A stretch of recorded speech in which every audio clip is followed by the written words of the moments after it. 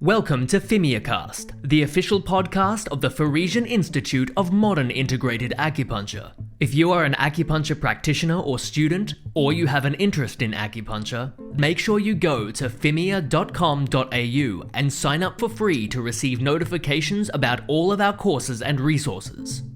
Are you aiming for more patients through your clinic doors? If so, then Kickstart Your Clinic, the acupuncturist's essential guide to setting up business, is designed just for you.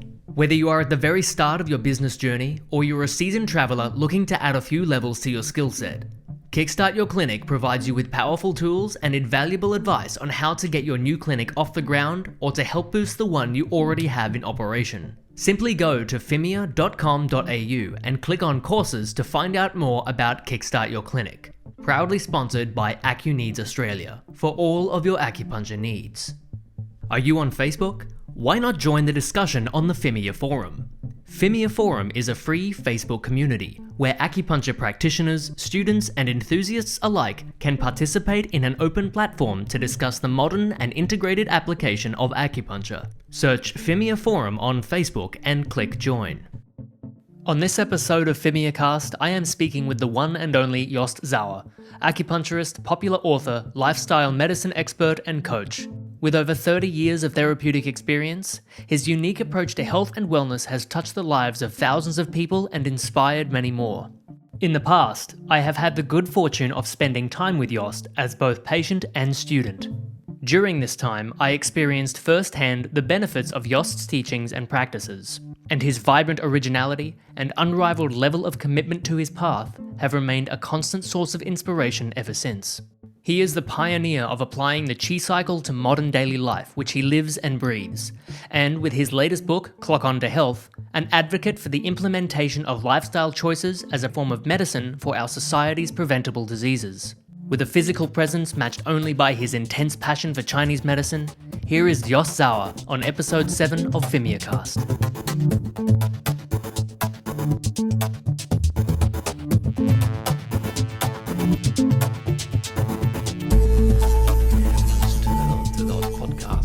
Interviews as AI guys. Yeah. Fuck. 10 years. 10 years is going to be so different. Yeah, absolutely. Yeah.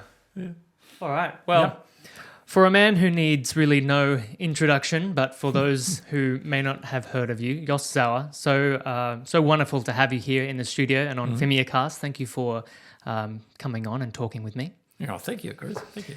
Yeah, it's been a while since I've seen you. I think probably when I was working with you and also Bali, maybe that was 2014.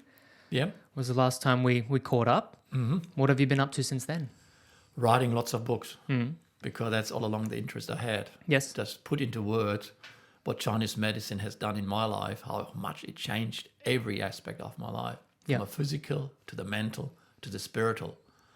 And the overwhelming experience I had with Chinese medicine in terms of bringing in ideas and dreams that I always had since a young boy. Yes. In particular in regards to the mystical and psychedelic experiences and realizing your true self and aiming for cosmic goals rather than the mundane world. For me, Chinese medicine has opened up a calibre of words that previously that I only could sense, but I couldn't quite grasp it. Okay. Unless I took lots of drugs. Yeah. And then I could feel it. But then when I talked to others about it, it didn't quite make sense to them. So I realized that it is not the way forward. So I looked into ways, how can I actually bring into reality what all along I perceived via a very wide spectrum of my consciousness. And that led me to initially Kung Fu training, and the Kung Fu training led me to the Chinese philosophy, and Chinese philosophy led me to the Taoism, and then it all opened up. And then the language appeared, like research your cosmic self, the cosmic journey, to identify your true self via cosmic means. And suddenly it was like, wow, I'm back in the same territory that all along I wanted to exist in, but couldn't find it because it made me unhealthy. Mm-hmm. But now I realized that I can get into those dimensions and realize myself by understanding who I am from a wider perspective rather than the mundane world, and at the same time also get very healthy and get very strong and get very fit. Yeah. And obviously it brought everything together that all along I wanted. Yeah. Cosmic experience, power, magic, seriously healthy, kick ass, follow your dreams, live the life. And then I realized this is what I want. And we're talking now over 30 years ago, and I said, I'm never going to look back. And I enrolled with the Australian College of Natural Medicine. That we're talking 30 years ago, it was in the Water Street. Yes. It was a tiny little college. It was beautiful. We only had 2 classes in a day. There were 50, 60 students. And it was enormously community-based. We had a little cafeteria where we explored all kind of organic foods. People had time to sit back and talk about philosophy and putting a joint in front of their knee so it looks like you're doing a moxa stick on stomach 36. Really? Yeah, I remember one day we were sitting on the veranda, a friend of mine, and we had this beautiful, nice joint. And we put it in front of the knee like we always do, so thickly rolled. And these 2 ladies walked past to go to the acupuncture clinic. And you said, can you smell the moxa? Isn't that lovely? And I thought, this is awesome. I found the right medicine. I thought everything is coming together. And the strange thing is that actually, as I got more and more into it, I lost interest in smoking. Yeah. And within my first semester, by the end of it, I didn't smoke pot anymore. Okay. And that was like very strange because I was Mr. Psychedelic. I was the guy who was tripping right out there. And didn't you tie-dye your lab coat? yes. I did all kind of stuff. Yeah. I had very colorful hair and pants, and I had lots of bells on my ankles because someone said if you put bells on your ankle, it keeps bad spirits away. Yes, okay. And if you do acupuncture, I heard you evoke spirits in people, and I didn't want to get invaded. Of course. Yeah, because I already had enough of those bad spirits from Amsterdam. Yep. So I thought I can't have more. So I thought, okay, I'm going to put belts on my ankle and on my wrist. And I had like 12 belts on my body. And one for each meridian? Yeah, that's correct. Then wherever I walked, it was jingle bell. And going through the student clinic, all day jingle belling, annoyed the other students. And then I had an official complaint and a letter by the headmaster to take my belts off. Yeah. So I wasn't allowed to wear belts anymore. So my laptop instead I took and dyed it in purple and green, and put all kind of emblems on. Yeah. And I got notified over and over not to wear that one, but in the end I gave up. Yeah. Okay. The good old days. What was you were saying before that when you were a kid you had that interest in the mystical and the magical, and then went on to explore that with psychedelics and other more unhealthy paths, as much as they may be enlightening, Yes. Although transient. At what point was it that you discovered Chinese medicine and decided that was the path? Weirdly enough, it happened during an LSD trip. Okay. And I saw this interplay of 2 fish, black and white, and I painted it. And I didn't know what it was. Yeah. Obviously, it was yin yang. Yeah. And at the same time, the voice came through, said, "This is your path." Yes. And the more I kept doing the drugs, the more it forced itself into my consciousness. Yeah. So there came the point I couldn't do it anymore, and I realized I need to look into other ways of doing the journey. So the weird thing is that actually by opening up myself to the expanded consciousness via the drugs, I also experienced the guidance towards what actually makes me healthy. Mm-hmm. And so this is why I have a very different view on drugs. And I'm not pro, neither con drugs. I look at, okay, if you have a personal decision made in your life to do drugs, there's a reason behind it. Yes. And we need to explore that. And we can't address it from an angle of the mundane world, which is such a narrow span of reality, such a small spectrum on the whole huge wide range of reality. So if this little mundane reality puts a value on why you do drugs, it will not make any sense because you don't operate in that narrow bend of a spectrum of reality. Yeah, I see. Okay. You're right out there. Yeah. And so the only person who can address the decision for you to do drugs is the person who actually takes the drug. And that person needs to be guided. So in a way, it's like a shamanic approach. Yes. The shaman goes there where the client is. And the client is not in the mundane. The client is right out there. And so for me to have done the drugs actually allowed me to roam those wild frequencies. But then by getting into Kung Fu training and really hardcore training, and we'll be talking very vigorous training, which I've been doing for over 30 years now. Yeah.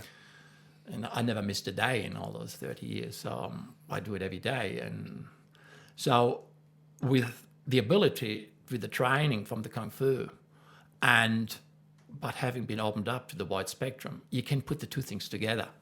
And it became like a yin-yang in its own way. Like the drugs just enormously yang, right out there. The training so yin, so centered. And I became so centered and so focused. And like the more focused I became, the more I was able to subtract those consciousness experiences. Yes. And the more it became into an experience, I was like, wow, this is just like better than drugs. Yeah. And then obviously with my training in the Chinese medicine, I realized I'm working with Jing. I'm actually enhancing my Jing. I'm actually going Jing Chang. I'm actually going into Shen from Jing. And so I'm actually going Ming. And that means I'm actually exploring destiny. And that obviously allowed me to open up to the more far wider philosophical approach of Chinese medicine rather than the textbook. Because I learned very quickly that what you learn at college is only about, say, like 5% of what really Chinese medicine is all about. And you can't say just because you graduate that you know Chinese medicine. It's like having a green belt in martial art, or maybe just a blue belt. But the real training begins once you graduate, once you finish. That's when the journey starts. Yeah. You just got to get through those 4 years. Yeah. I mean, and they're getting more and more mundane, as I heard. Not like my days, where you had that boxer stick in front of stomach 36. Every time I go in that college, I don't capture those vibrations. Yeah. They're very clinical these days. Obviously, everything is part of evolution. It's got its place. So unfortunately, the students never really are exposed to the cosmic nature of Chinese medicine. And we need to always be aware that Chinese medicine started in the cosmic nature. It has been shamanic from the start. Yeah. It always has been psychedelic. It always has been Qi. It's not like that the first masters, acupuncturists, were given a book. They didn't have a book. They started exploring the elements. Yeah. They were roaming the universe. And they had all kind of incredible wild experiences. And then they're trying to make sense of it. And that's what led them to Qigong. They realized they need to center themselves within the experience. And that led them to the experience of grounding. So they realized, okay, it comes from heaven, it goes into me, into my body, but I need earth to ground it. So I need techniques that are magnetic in its form, that they're creating a frequency field. That means I am experienced within the polarity of the two fields, heaven and earth, but I'm actually the mediator. That means if I find a way how to regulate that two intercepting forces, which are so contradicted to, because one is infinite, the other one is very finite. So if I put the two things together, I actually have the ability to go right out there, but very centered at the same time. So this is a very, very, very, very clever experience. And they realized very quickly, my God, this is awesome. So this is when Qigong got developed. It first discovered, and then they developed it. Then obviously more information came through from heaven, and that led to, most likely, to the development of Tai Chi. Yeah. And then the animal forms. So then obviously they realized also, if you put herbs into it, it gets very interesting. Yeah. So you really feed the body, and you can go even further into the wider spectrum of reality. you can even expand the consciousness even further because the body can take it. Because if the body can't take it and you're going right out there, most likely you won't return. Yeah, and that's obviously Shen disturbance. And we're talking mental disturbance and all kind of stuff. So mental illness is the result of the yin unable to hold on what the thoughts portray.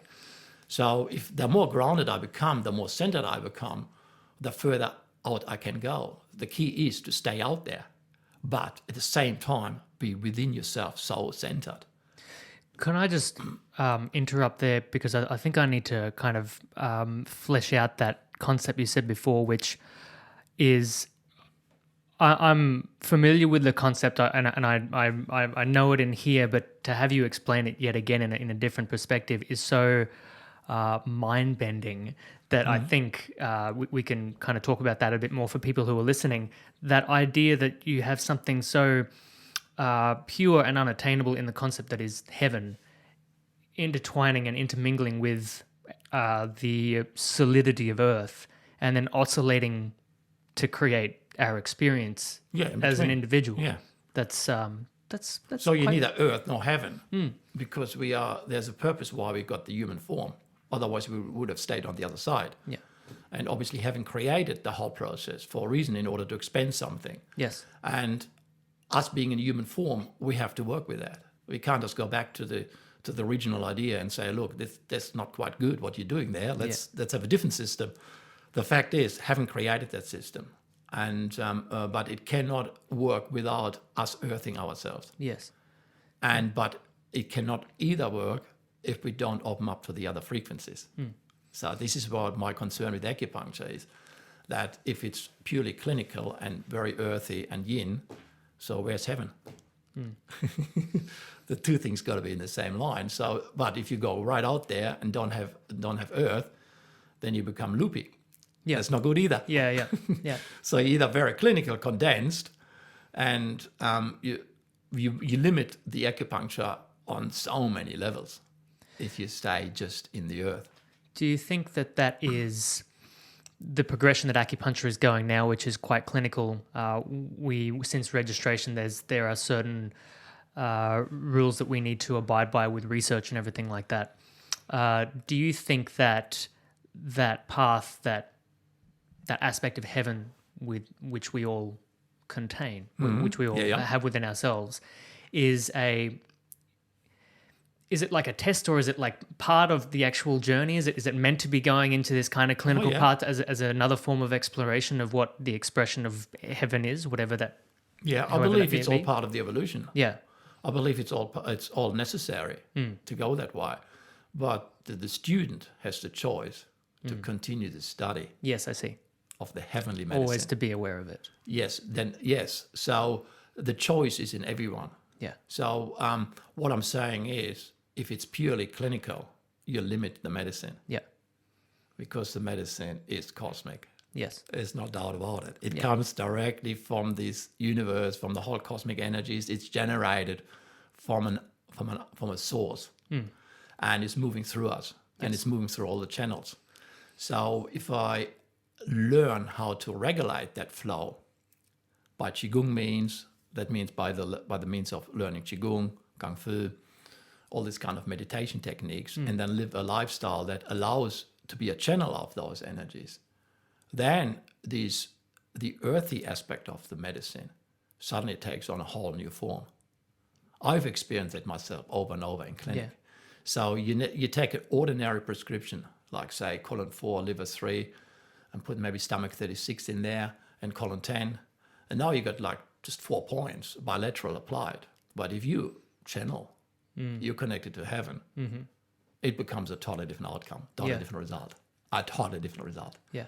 And I've seen it. I've treated pretty much the most difficult cases, and I can pretty pride myself in it that I manage pretty horrific situations with acupuncture. Yeah. And like people really coming down badly from serious abuse of, for example, the clients I deal with, they just had a direct interference with stopping 50 Valiums they took every day for 3 years, and drinking 2 bottles of vodka a day, and they were real estate agents, and so they were fully professionals who really kept everything together. Yes. And then they decided to have a rapid withdrawal and stop it all on the day. Yeah. Obviously, the whole system was going in shock. Yeah. And you can die of all kind of complications as Yes. a result of the withdrawal.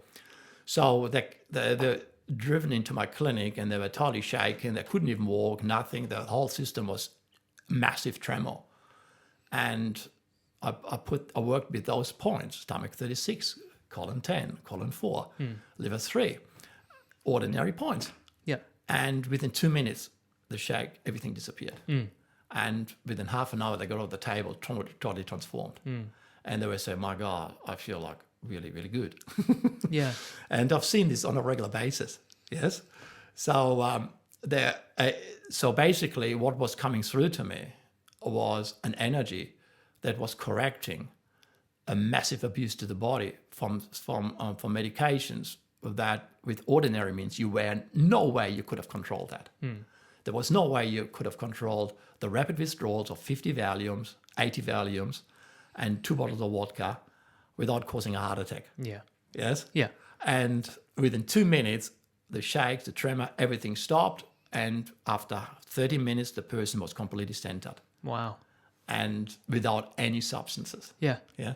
Obviously, it didn't last long. By the end of the day, it came up again. Of course, but then you just did the next treatment. Yes. Yeah. And then obviously lots of herbs. But the important thing was the person has experience. There is an alternative Yeah. to the same desire they have without the use of chemicals. Yeah. And they realize there is so much to the picture. They realize it's not about the withdrawal. It's about to continue the journey, but this time from above. Yeah. Yeah, work with the heavenly medicine. Yeah. Because Valium and all those kind of medicines, they are earthy medicines. You know, Yeah. Very heavy. Yeah, even cocaine and all kind of this sort of stuff. It may expand the consciousness, but it's still an earthy energy. Yeah. It's a compressed energy, and it's not. It will never be able to match high frequencies that are generated from Qigong practice. You never will be able to corrupt a drug. It's not possible. It's just the real experience is far beyond anything that drugs can offer. So, having experienced the heaviest drugs myself, I have those reference points. Yes. But 30 years of intense, vigorous kind of training in Qigong and Kung Fu has developed and generated energies that are far higher than the drugs. And was that you're taking? What was some of the heavier drugs that you were taking? In my days, we talked lots of speed. We took incredible high amounts of speed. I tried, obviously, smack and all kind of other drugs. Yeah. But I'm a doer, I'm a goer. So for me, smack was One of the uppers. Yeah. I couldn't handle it. Just have a shot and then sit there and stare at some corner and then realize the television wasn't even on. So I was stupid. But now with your practice, you've attained experiences that far surpass any level of speed. Beyond anything. Yeah. But not only me, all the people I work with, Yeah. but also the clients I work with. Yeah. So it's not only me that has got that experience. It's like everyone, basically. It's just, I realized that it doesn't matter what stage you're in, you always can return. That's what I love Chinese medicine. Chinese medicine is so unconditional. You see, we don't give fixed names to pathology. We call it hard yang deficiency, hard yin X, whatever. We give it a name, but that name is the progression. And you know exactly where you stand. It's a progression that starts at point 0, where yin and yang were equal, where they were unbalanced. And then for some reason, it started slightly to get unbalanced, and then more and more unbalanced. So every time it gets more unbalanced, there's an observation, and that may be liver qi stagnation, which then maybe lead to liver yang rising, which then lead to phlegm conditions, dam conditions, and then it leads to heart conditions. But the fact is, whatever you name it, it's within a progression. And you always know immediately, just return it. Reverse the whole thing. Yeah. It's so simple. You know, like when someone comes in, I've got this, for example, diabetes, type 2 diabetes. They come, I've got type 2, I've got this and I got that. It's just the progression. Yeah. Return it, reverse it, go back to points. So instead of getting stuck in the name, understand it's a spleen yang deficiency, it's a spleen qi deficiency, it's a small intestine doing something, it's a liver doing something. I always explain it to clients in a very, very simple way. I always keep it as that's why I write my books with using archetypes and fancy characters and cute characters, and I'm always trying to describe it from I like to make it as picturesque as possible, like a fairy tale. Yeah. It's got to be a narrative, because Chinese medicine started in the storytelling. It didn't start as a clinical, full-on book that you look at and you go, my God, what the fuck is this? You know? Yeah. It's like it started as a poetry. Yeah. It was beauty. It was incredible, put into beautiful words. They had an incredible understanding how to make it beauty. Do you think what they portray in the classics is being potentially misunderstood? Yes, because you need to be in an altered state. Yeah, I see. Yeah, of course. Like trying to understand the Tao Te Ching without being in an altered state. With an altered state, I mean, just you got to be in a state of heaven. Yeah. A lot of those phrases, trying to understand Shuang Shui. Yeah, it's just like, or Menkyius. Yeah, it's like, or Li Rong. Those guys are trippers. Yeah. Yeah, it's just like, it's incredible. And but you need to read, the way I read those books, and I've read as many as I can, and I still read them. When I read them, I put myself in a chi state, and I let the words come to me via chi. So I use the medium of chi when I read it. Yeah. And then suddenly, it just like, it really clicks. And I think I do the same thing with acupuncture. Even when I read like a really clinical textbook, like whatever the latest ones are, or like Giovanni, The Psyche of Chinese Medicine, which is a very complex book. It's all about Shen, 800 pages, all about Shen. Yes. And profound, but I only can read it with my chi awareness. Otherwise, I can't make sense of it, because if I try to follow it intellectually, academic, put into linear order, I'm going to get lost, because then I'm going to see the client, okay, what I'm going to do here, step 17 or step 20. When I go into a client, I leave intellectual understanding behind. I put myself in forgetting. I learned that from Shuang Shui. That's good advice for a lot of practitioners. I think maybe they have that difficulty of synthesizing those things and applying it to an actual clinical approach. But as you say, if you approach it from the perspective from which it was written, it would make more sense. Yes. That's the idea, is to go in like, okay, you prepare all the time. I study, I prepare, I train. But then when I go to the client, I apply the art of forgetting, which is the Taoist principle, yes, Shuang Shui. Yeah. So that means in that moment I don't know. Yeah. And that means I am actually just there. And in that moment, something will come to me. Like with pulse diagnostic, it took me 10 years with my pulse to learn not to think about the pulse. And then another 10 years to apply that. And now I can sort of go in there and don't think about it. And suddenly, bang, it comes to me. Yeah. But when it comes and why it comes, I don't know. As soon as I try to find it, it goes away.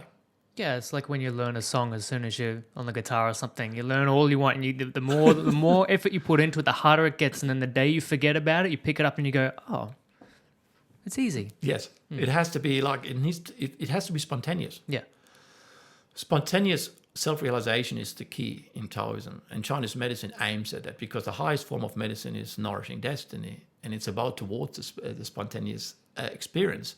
Because if we are spontaneous in that moment, it's amazing what comes through. Yeah. We just have to find the moment for it that it can do it. And that's why Tai Chi training is so important. Because the Tai Chi training takes you so deeply into focusing on each move. You're so fully focused. But then there's this experience suddenly coming in. And then boom, then you give right into the experience, and then wow, then you lose it again. Then you're going to focus on the point and the moves, and then you just suddenly the chi takes over again, and then boom, you lose it again. And so it's an enormous battle with yourself, those practices, if it's done correct. Yeah. If someone said it's easy and relaxing, I laugh. Yeah, it was certainly not easy when I did it. It's hard work. Yeah. It's incredible hard work. And if it's not hard work, it's not right. Because what actually is happening is in that moment, you really go in between heaven and earth. And you're really exploring. You're either earth or heaven. And if you go too far on one side, you lose it. So you have to bring it back again. But what happens is you get more and more experienced in that, and you develop a skill that you actually trust yourself, and that you understand that the information is always available. You know after a while that whatever you engage with, the information will be available. So that's why the physical training is, for my opinion, is absolutely essential to apply acupuncture. It's not possible without. I'm convinced. I researched it from all different levels, and it's not possible because otherwise you get too trapped in the analytical process, and analysis is the enemy of the Tao. So you're saying as a practitioner, you need the physical training? Yes, you need to. There's no way out of it. Yeah. So because the very nature of being human means we are the transmitter between heaven and earth. So it's a constant battle between the up and the below. So heaven and earth.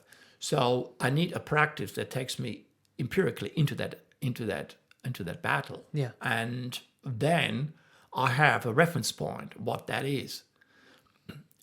And then when I go into clinic, I have that trust that when I put my finger under the pulse, I can go and forget. In that moment, because I don't search, I just put my fingers on and it suddenly appears. Yeah. And that's the result of the training. And because I work with so many people in my time and so many students and so many therapists, I can tell those who practice. Yeah. Because the way they do the pulse diagnostic, the way they work with the acupuncture needle, the way they allow the energies to move through, it's far beyond anyone who doesn't practice. Yeah. If you could do it without practice, then the masters wouldn't practice. Yeah. No, if you could do this without, I would rather go fishing or play video games or because it's hard work. Yeah. So it's not necessarily pleasant getting up every morning at 5 o'clock and just facing 3 hours grueling, rigorous practice. What's your usual morning routine? I get up at 5 and then I do half an hour core training, 30 minutes of core training. Then because you need to activate the core because that's the best liver chi mover. And then after 30 minutes core training, I do 30 minutes Qigong. And then I do 1 hour Chen style Tai Chi, which is Gong Fu. And then I do 30 minutes to 40 minutes of CrossFit. But I'm talking very vigorous CrossFit training. Because the Chen style, the Kung Fu has fired me up so much. Yeah. I then need to go into CrossFit. Yeah, wow. So I'm doing hardcore CrossFit, like 20 chin-ups, squats, push-ups, chin-ups, squats, and do that for half an hour. Yeah. And just like warm, and then I'm ready for the day. Wow. And then I go home, and then I go, because I work out in the park. I like to work out outside. There's always like a park where they have like outside equipment. Yep. And regardless if it's cold or whatever, I'm out there. And then I go home, and then I'll make up my brew with herbs and beautiful Chinese herbs. Obviously, I've got my cupboard is full with every possible formula. Yeah. So you have herbs every day? Yes. Yeah, different formulas, yeah. I work with, yes, of course, because herbs are superior to food. And Yes. So I put the emphasis on the herbs. I regulate with my herbs. And then the food is more for the protein, for the nutrients. But the herbs are there to regulate yin and yang. Yeah, okay. And to look at each organ function, because I need to bring the organs up, in particular yin and blood, which is a real issue in our current days because everyone rushes around so much and we are exposed to so much stress factors and the yin goes down. So we need to really have herbs every day somehow. Not the same formulas every day. It may need to. For example, I found Buplurum and Peony formula. Most people can take that actually daily. Yeah. Yes, and I found Buplurum and Cypress, like liver chi mover, people can take every day. 6 major herb formula I've found you can take pretty much 5 days, 5 times a day. Yeah. Ashwagandha I take every day, and this sort of stuff. Yeah. So I always give the body what it needs because we need to feed the body, and that's heavenly medicine. In Chinese medicine, the highest form of medicine is nourishing your destiny. So it's about realizing your cosmic self, and that understands what herbs you need to take. And a lot of those herbs feed the body so that it opens up the pathways so that you can do the Jing Shen pathway progression, which means you move the Jing up to your heart. Okay. Yeah, which is hard, which is wild.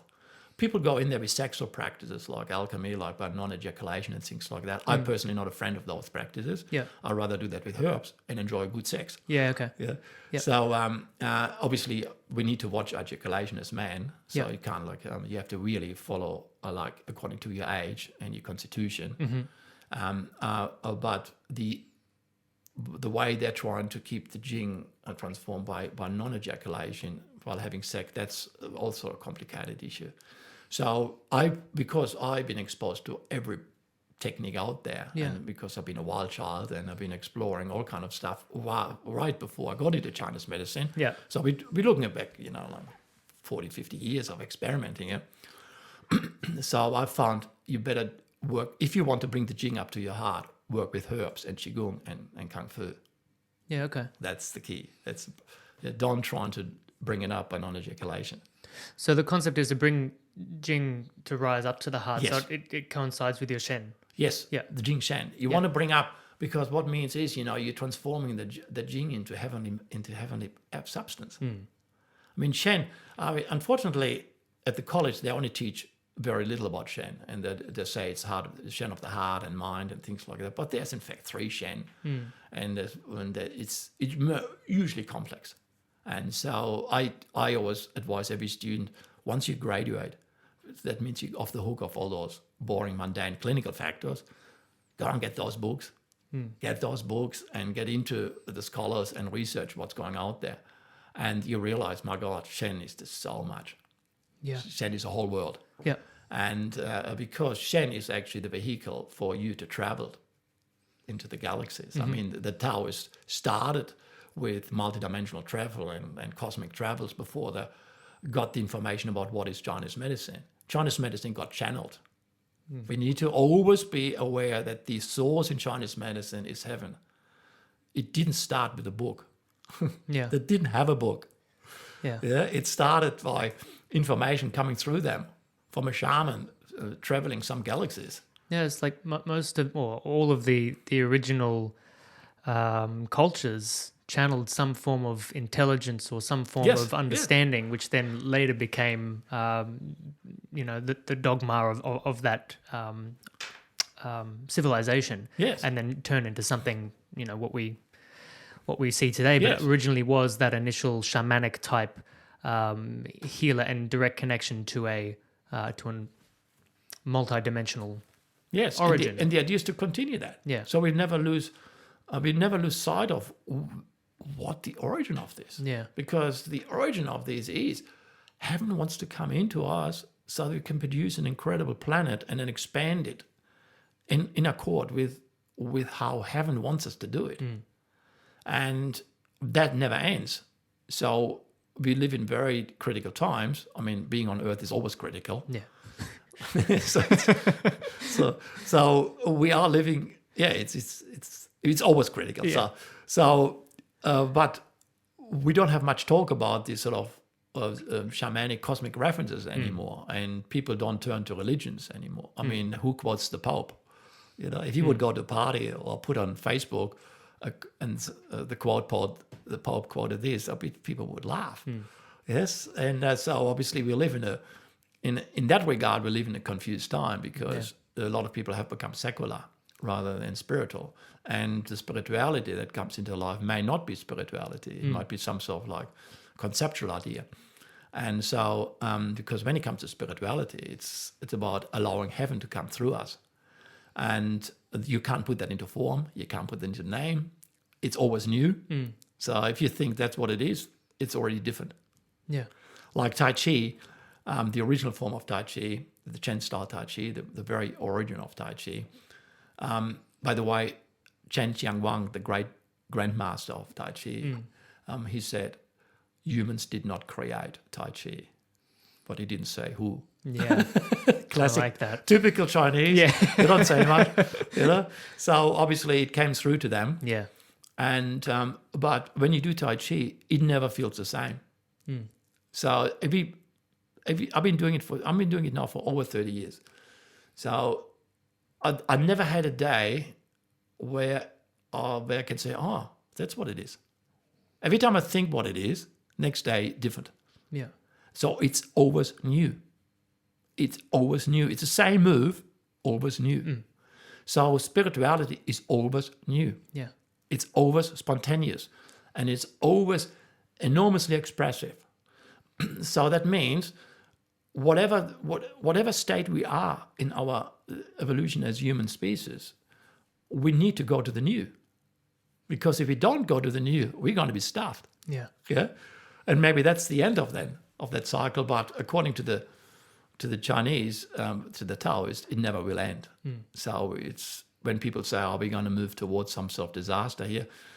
No, it will continue.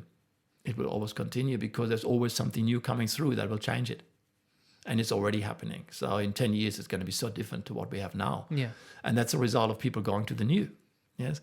So, but as an acupuncturist, we need to be all the time exposed to the new, because if you treat a patient with the understanding of a pathology based on the old of yesterday, you're left behind. Yeah. So you may apply, like for example, I was well known for in my clinics that I always use the same combination, pretty much, like pretty much always the same points, but always different outcomes. Yeah. Yeah, because it's not about the points as such. It's about how you engage with the energy field. It's always new. There's always something new. It's just the point allows me to enter. And then what happens while I put the needles in, I in that moment, the new comes to me. And then obviously I engage with the energy field. And then I love acupuncture for that reason, because as soon as I put the needle in, I'm in an altered state. Yeah. Yeah, it's just bang. In that moment, suddenly, boom, it's just like heaven's talking to me. And I can feel spirits around me. I can feel like the guides are around me. There's usually only the client on the table and me, but it always feels like there's 20 people in the room. And it's very magical. And even the client says, my God, it feels like there's more than one person. He said, yeah, it is. Yeah, I've certainly felt some interesting experiences with your acupuncture. I can definitely vouch for that. There is a unique touch to it. Yeah, and that's like, it is a heavenly medicine, and it's open to everyone. This is the beauty. Yeah. It's the nature of acupuncture is, how many times have I gone into the clinic and put the needles in and just started the process, and then the voice came saying, get the fuck out of here. Yeah. And I glad with the needle and leave.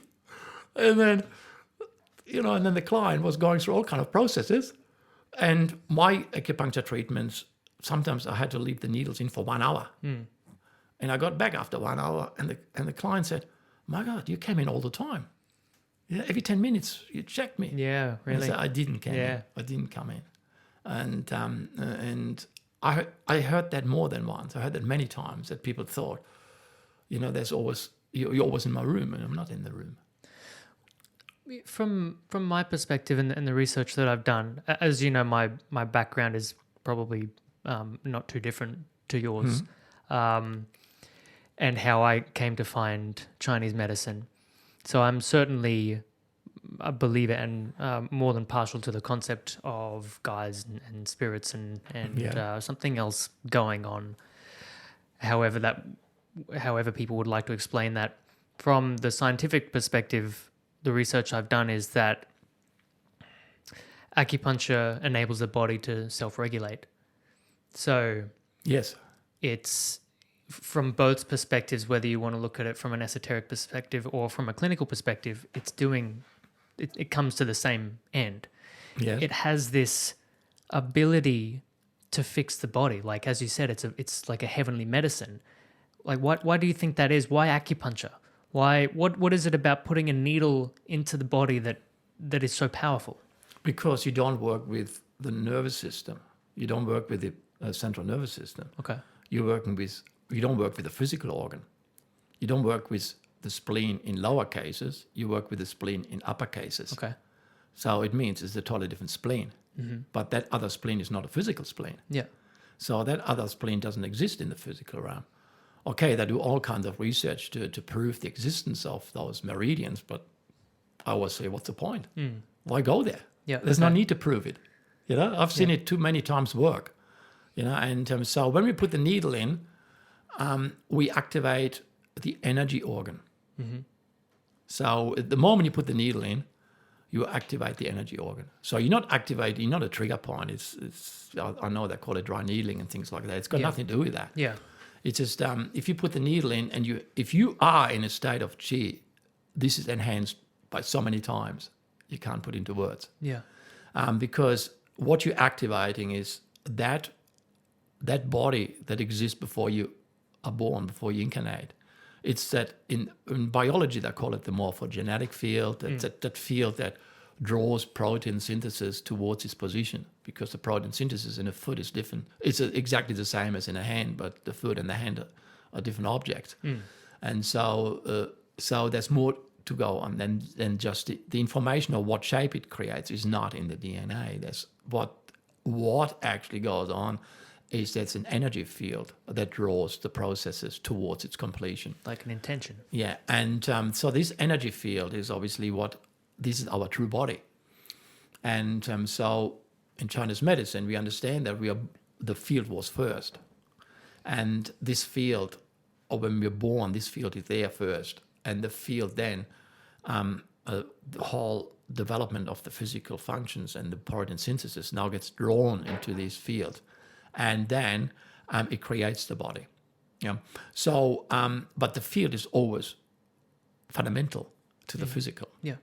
So when we do acupuncture, we work with that field. We don't work with the physical. Sure.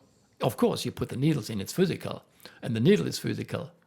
But acupuncture was discovered because it works with the fields. Yeah. So of course, if you study it, even if you don't believe in it, it's still connected karmically to that origin. Yes.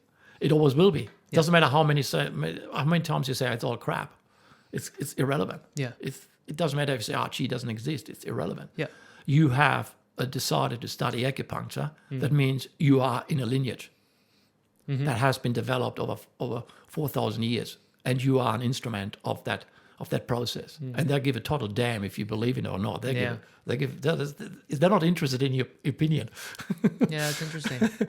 So the fact is that heaven is only interested in the well-being of its earth and its inhabitants, the humans. Yeah. So if you decide to become an acupuncturist and you say everyone chi doesn't exist and it's all physical, they just don't listen to it, because you are actually, the fact that you have decided to become an acupuncturist means you have agreed to that lineage. And that means in that moment you are a transmitter of chi. Yeah. So obviously the more you go into the training and acknowledge this, the more they're going to support you, the better your treatments will become. It's a fact. So, but the fact is, as soon as you put the needle in as an acupuncturist, you activate the energy field. Yeah. If anyone else puts a needle in who is not trained in acupuncture, will not activate it. Ah. Yes, I've seen it too many times. Yeah, I've done all kind of like research with that. So you put someone from the street and say, like, just put this object there, an acupuncture needle. Yeah. We don't tell them that. Yeah. Just put that into somewhere. Nothing is going to happen. You tell an acupuncturist, okay, here's an acupuncture needle. In that moment, the person recognizes what they instinctively, intuitively connect to that needle via something that they may not be aware in the conscious mind. But unconsciously, they're already connected because they've been using it as an instrument by heaven to do the work. So you're trained in it, so they're going to use you. So because you're trained in it, you connected to it, that means you put the needle in, of course it will go for the energy field. Yeah. Yeah. And if you're good acupuncturist, it doesn't matter really. That's why a lot of acupuncturists develop their own point structure. Like they've got a different location to stomach 36 than what you learn at college. Yeah. Because they've got a different way of working with it. Yeah, okay. Yeah. Yep. Like one of the top masters I have trained, I studied under a lot of masters after college. And one of the top masters, I studied, Professor Lee. He was China. He was an incredible character. He only used one point. Really? Colon 4. Yeah. But he went everywhere. He went absolutely everywhere. And people who have experienced his treatment said the same thing. It's mind-boggling. Yeah. Of course, massive diagnostics, but the diagnostic was he puts his fingers on it and he nods off. He puts his finger on your pulse And then he just goes, whoop, and nodding off for 5 minutes. It's gone. The guy's gone. It's like, no, he's not snoring, but it looks like. Yeah.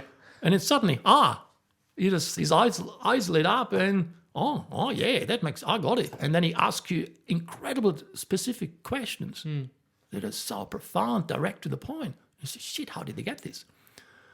And then he puts the needle in, obviously column 4. Yeah. Yeah.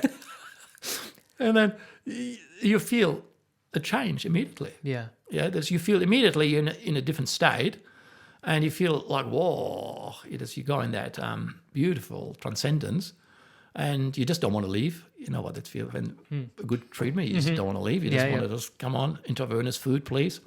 You know, you want to stay there for the next 6 months. Yeah.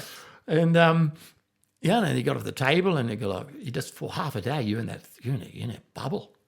Yeah, but that bubble is your energy field. Yes, that bubble is your energy field, and a lot of people say, "Oh, I feel so stoned." Oh, that's like degradation of the arts. Speaking about the lineage of and then studying acupuncture, I'll just touch on a brief story before we get on to speaking about your new book. Something which I think will be interesting for the listeners to find out about is a bit about my history and how I got into acupuncture. I had some years of many years of substance abuse in all different areas, from psychedelic to more legal substances like alcohol. And it was around the kind of endpoint of that happening when I was 27 that my mum and I got together, and she said, it's time to get some help. And I said, okay, well, I'll get help if the person we find has been to the same places and who knows what they're talking about. And I had studied acupuncture for 1 semester when I was 19 and dropped out and kept playing in bands and doing all of the fun things, searching for the answers. So we get onto Google and we find the Urban Retreat. Urban Drug Rehab. Urban Drug Rehab at Paddington at the time.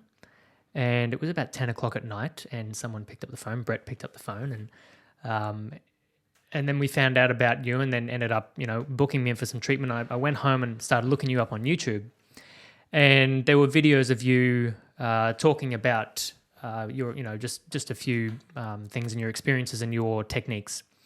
And in one of the videos, you said, if you live this lifestyle, you can get higher and higher. There's a plug for one of your earlier books. You said if you do this, you can get higher and higher. And then it was at that point I was in a state where I thought my organs were dying. I felt so unwell because of what I'd done to myself. And I had this experience where I felt a presence in the room, and between you on the computer screen and this presence, which I believe now was me, from the future, if you will, just your energy field. Reaching back my own energy field. Yeah, your energy field, because the physical organs were dying, not the energy organs. And it said, this is what you're supposed to be doing. This acupuncture has been staring you in the face your whole life. It's like you can't get away from it.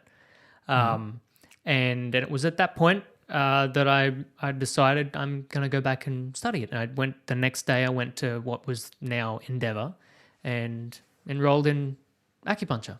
So yeah, it's really quite an honor to have you sitting here all these years down the track after having had treatment with you, having had worked for you also at the health the health shed.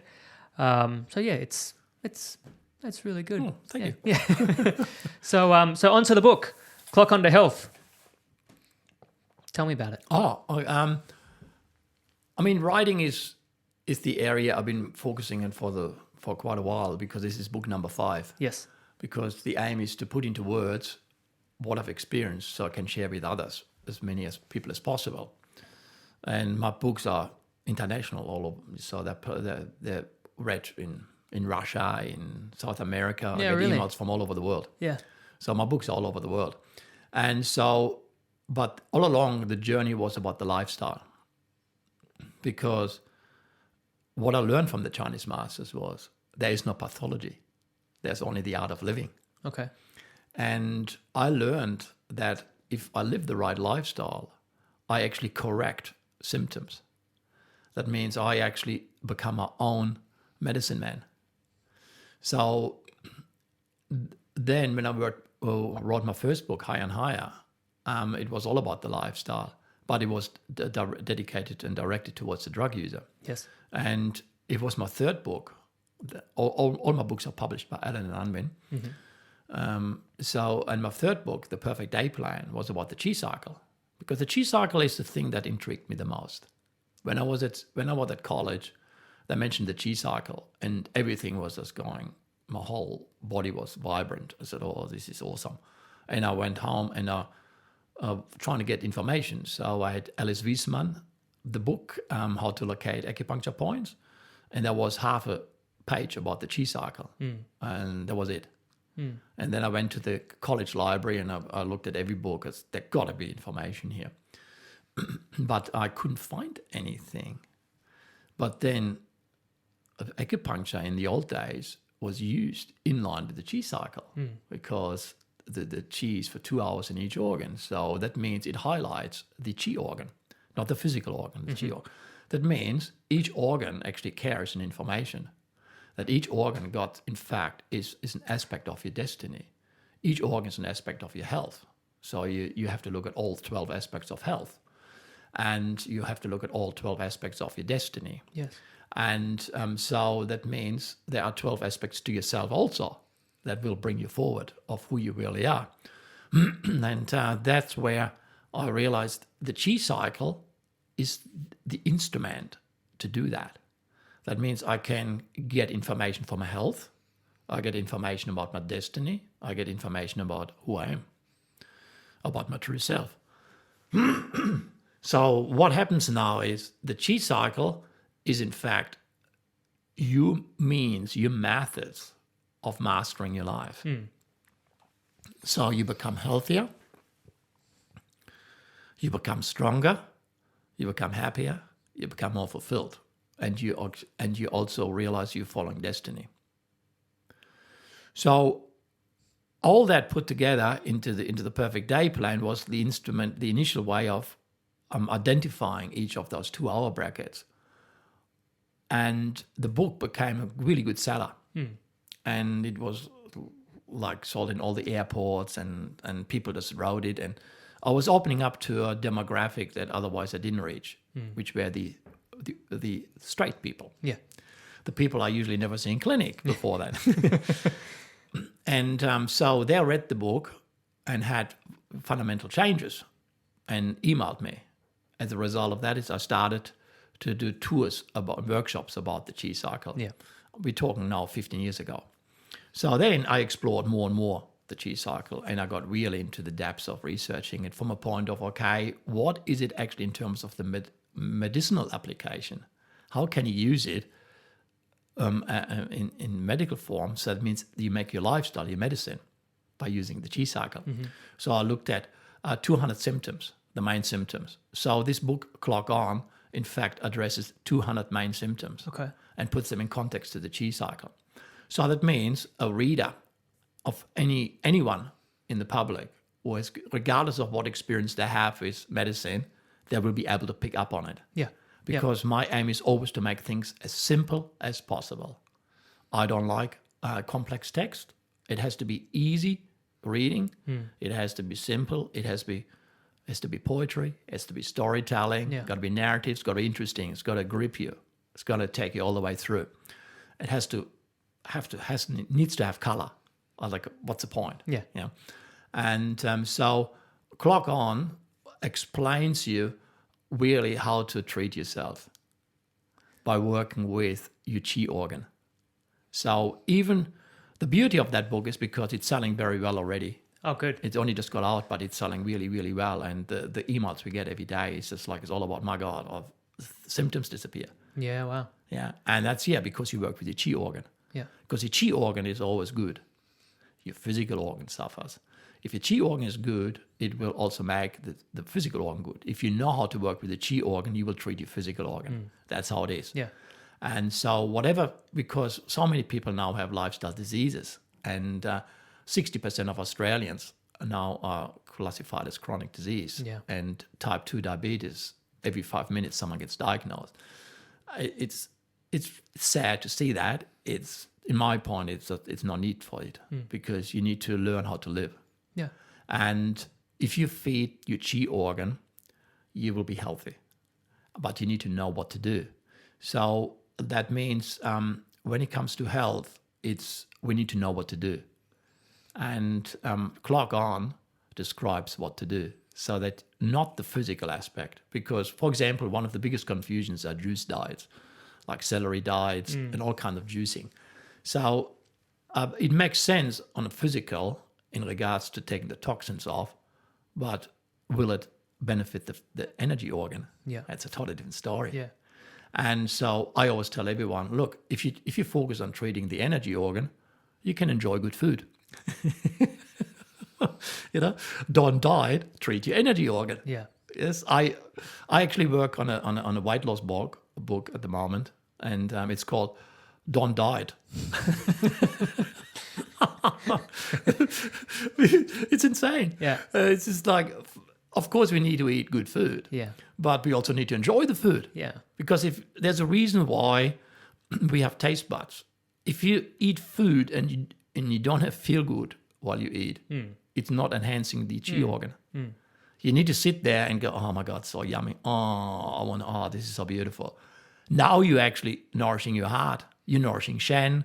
You're nourishing Jing. So if you're going to eat a juice, fucking I hate this shit. But I have to do it because my nutritionist says I have to. Yeah. Not doing any good. You might rectify a yang imbalance. You may rectify toxins. You may correct a little bit for a few months, but then it's back to normal. I don't think it's sustainable. Yeah, and so my idea is treat the chi organ.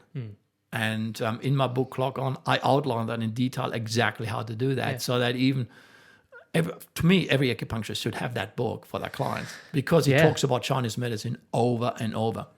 It's certainly it's the one of the things I love about your books is that it is so easy to read. I think when I got the Perfect Day Plan, I literally read that in a night. That's the idea. And read it quickly. Yeah, but it's got, even if you have no Chinese medicine background or understanding at all, you can read this and apply everything that you put in here. And if you incorporate these things into your life, it's bound to help. It has to. Yes. Because it's incorporating exercise and good eating and just mental clarity and mindfulness about how to live a good life. Yes, look, I studied every textbook out there. Like you name it, I studied it. The way I research my books, I read them over and over. Yeah. Outline I underline so many sentences. In the end, the whole book is underlined.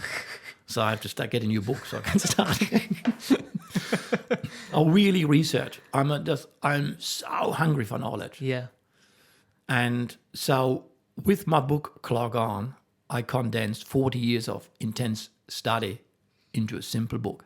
Wow. Every sentence, if you have just a little bit, if you understand Chinese medicine and read the book, every sentence will speak to you because you realize, shit, there's so much in there. Like, for example, of discovering your true self and honoring your true self in the lung chapter, because the lung is in fact the night. Yes. It's the character that is actually designed to guide us on our mission, our quest to find your true self. And it's about establishing your healthy boundaries and then honoring your true path. Yeah. So you could say in Jungian philosophy of like the shadow aspect and all that aspect without mentioning those words once. So if you love Jungian philosophy, if you love the shadow, if you love all that sort of unconsciousness stuff, in the lung chapter, it describes it so simple without using any of those words because the Chinese were way before Jung got there. Yeah, so you talk way about before. the base. Po and Hun. Yeah. Yeah, because we got the base instinct and we got Base a higher instinct, instinct. that's it, yeah. And it's Po, that's animal instinct. And then we've got a higher instinct, which is heaven, which is Hun. And obviously that's regulated by the Shen, by the three Shens. And so that was already identified and worked out thousands of years ago, way before Jung got into it. So they understood that problem with the shadow 2,000 years before Jung was born. Yeah. So Jung got most of his inspiration from the Chinese anyway. Did he? Tao Te Ching, Oh, right. the I Ching. Yeah. People always say the I Ching. It's I Ching. Yeah. So the I Ching, that intrigued him. Yeah. He realized there's more to it. And so when he put a lot of these things together, he realized, oh my God, there is, and then he put in his words, and obviously led to psychotherapy. But the Chinese were there already way before. Yeah. And because the dilemma is, as a human being, we have Po, our animal instinct, and that's our base instinct. And it's always designed to fight. It always will design, it either runs away or it fights. Yeah. It always will eat. It always will procreate. Yep. So, but then at the same time, we also are merged with Hun and with the higher instinct, which is a soul. And the soul doesn't want to fight. It doesn't die. It's love. So you got death and infinity in one body. Yeah. You got fighting and love in one body. Of course, it's conflict. Yeah. It's an endless conflict. Yeah. So who do you give in to your shadow or Po, or do you give in to a higher instinct? Of course, that requires lots of training, lots of regulation, and understanding the chi organ. That's why clock on is so important for people. Yeah. Because it will take them into the conflict without using complicated psychotherapy names and words, and makes it all very simple. Yeah. Because it is given to us. There's nothing wrong with having Po. There's nothing wrong with having an animal instinct because we're born with that. We can't just not have it. You can't say tomorrow I won't get horny. Yeah. It will. You can't say tomorrow I won't get hungry. You can say tomorrow I will not have sex. Tomorrow I will not eat. Yes. But you can't say tomorrow I will not get horny. It's not possible. Yeah, it's how you respond to things. It's an instinct within us. Yeah. But how we regulate that instinct Yeah. is by working with yin and yang. And that's where the mastership is coming into. And we can't regulate that with mental intent. That's going to drive you nuts. That's why the Chinese say absence of sex without technique leads to insanity. Yeah. So obviously that instinct is within. So as the man, you can't do anything about it.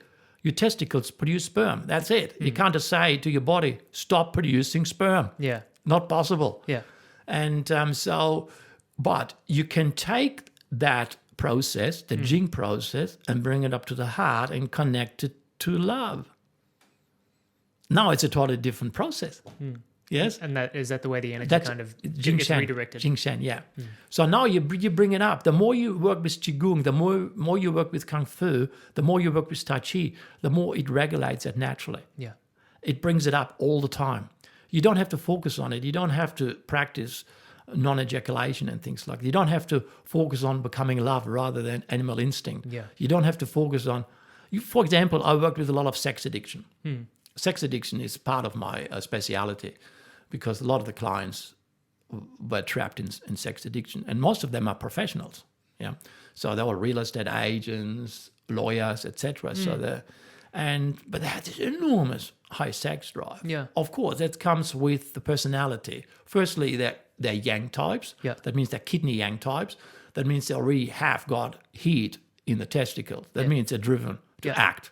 That means the Jing in the testicles, the Jing will tell them now, I need to act. And that means every 3 hours the urge to have sex comes up. That's how it is. So, of course, you can act on it and have sex 5 times a day, which a lot of them do. But on the long term, that depletes your Jing. Or you can say, okay, I'm going to stop that. I'm not doing that anymore. But that means the process is still going on. Yeah. And that means so you consciously now say, okay, I don't have a sex addiction and I control that. I keep really firm. Yeah. But then internal, the fire is brewing. You can't stop it. However, you can regulate it. And that's where the training is coming into. So if you learn how to work with yin and yang, which is inherent in all the Kung Fu and the Tai Chi, it suddenly will take it. What it allows you, it actually will give you a grip of that Jing, of that sex drive, of that force in the testicles. And it is actually, whoa, you can really feel it. And then you really just breathe with it and work with it, and you suddenly bring it up. And as you bring it up, it will move from the animal instinct to the higher instinct. So now you bring it up into, wow, this is much better. So that means there is no urge to act on it, but you actually took that incredible power and took it into your heart, and now it's actually enlivening your consciousness. It's like an internal form of alchemy. Yeah, that is alchemy. That's what it is. I mean, all Tai Chi is alchemy. Yeah. That's exactly what the whole process is. It's just like the Chinese don't like using complex words. They say, "Oh, do your practice," and all is coming, literally. Yeah. Yeah. And so by doing the practice, we actually get in touch with Paul, with this instinct or the shadow. And then we bring it up to the heart. That means our behavior patterns are regulated by love rather than I need to act. Yeah. Impulsive behavior pattern, which is one of the most presenting symptom in my clinic, with intent, you can't do anything about it. Before I got into acupuncture, I was working as a social worker in family services, so we're all about counseling. And impulsive behavior pattern, you can't address mentally. But it's in Chinese medicine, it's so well explained. It's Po. It's your corporal soul. It's Lang. And you need to get into the metal element. And the practices allow you to do that. But Clock On also describes that by working with the Qi organ. Because if you work with the Qi organ, you also will get into these impulsive behavior patterns. Like, for example, a lot of people in lifestyle disease, they have the intent not to eat chocolate cake, not to eat cakes, not to have sugars. And then they watch themselves binging on a whole tub of ice cream. And then afterwards, how did I do this? Yeah, and then obviously feel guilty. Yeah. And that's an impulsive behavior pattern. So it's regulated by instinct rather than reason. So the reason obviously has not worked. Otherwise, you wouldn't have eaten it. Yeah. Yes. So obviously the instinct has taken over, and now you feel ashamed. And so now you start again till the next impulsive behavior pattern. Cycle repeats. Yes. And so this is where Chinese medicine has got such a beautiful grip on it and say, look, it's your organ. It's your Qi organ. It's lung. It's large intestine. It's metal. You work with metal, it will control it. So that means you do without doing, which is Wu Wei, the art of non-doing. Yeah. So that means I address impulsive behavior patterns without me acting on it. And you're going to, on the 10th of August, you're going to be doing a talk doing a at workshop? Arvid. Yeah, that's unfortunately pretty booked up already. It is already? Yeah, it's they're only limited to 100 people. Okay. Well, So that's great though. But I do an event afterwards, Yeah. which is at Marcia Organics, which is on the 5th of September. Okay. On a Thursday. Yep. At 6 p.m. to 7:30. All about this sort of stuff. Awesome. I'm on the 14th of September on a Saturday. I do spontaneous Qigong workshop in Brisbane. Yep. We're going to take people right into this sort of Qi organ stuff. Awesome. Like how to work with impulsive behavior patterns, how to get into your lung patterns, how to get into all this stuff. Like the stuff we did in Bali. Yeah. This is because spontaneous Qigong is the highest form of Qigong in China. And because you are taking immediately and directly to the Qi organ. And you got access to the Qi organ. That means you can actually sense your Qi organ. And that means you got access to information and regulated behavior patterns that you don't need to use your mind to use for. Yeah. Is it similar to VCM? Yeah. Vibrant cosmic meditation. Yeah. Where can people find you online? Online, it's either my name, jostsauer.com, but my website is thelifestylemedicineman.com. Thelifestylemedicineman.com. Cool. And you're on Instagram as well? Yes, Instagram on my name, Jost Sauer. Facebook. I do more with Facebook. I'm not really Instagram man. I post every day, so there's always something about this sort of line every day on Facebook. Yeah. And then I do also online coaching, lifestyle coaching. That's what I do. I don't do much with clinic anymore because most of my clients are international. Yeah. So for me, and I obviously write books. Yeah. Yes. Yeah. Well, I'll put all of your links. I'll put all of your dates and everything on the post for this podcast so people can find you. It's been an amazing chat, Jost. Thank you so much for coming on. Thank you, Chris. Thank you for having me. Yeah? Hopefully we'll have you on again in the future. Yeah, of course. There's endless information, endless topics. Chinese medicine, you never run out of stuff to talk about. Absolutely. It's always new. Yeah, and you're certainly a unique individual to convey it, so I really appreciate your time. Thank you.